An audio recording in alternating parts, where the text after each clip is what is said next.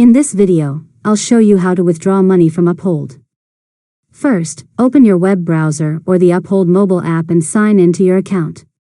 Make sure your identity has been verified and that you've already linked a bank account if you plan to withdraw to your bank. Next, go to the Transact screen. In the From field, select the balance you want to withdraw, such as your available cash balance or the currency you previously converted from cryptocurrency. In the To field, choose your linked bank account or another supported withdrawal destination. Now, enter the amount you want to withdraw. Review the transaction details carefully, including any applicable fees, processing times, and the amount you'll receive after the withdrawal is completed. After that, click Preview Transaction to review everything one final time.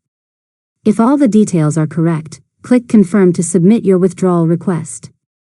Uphold will begin processing the transaction according to its standard processing times. Finally, monitor your withdrawal status from your transaction history. Once the withdrawal has been processed, the funds will be sent to your selected bank account or withdrawal destination. Processing times may vary depending on your bank and your region. And that's it. You've successfully learned how to withdraw money from Uphold. If you found this tutorial helpful, make sure to subscribe to Learn Mode Lab for more tutorials.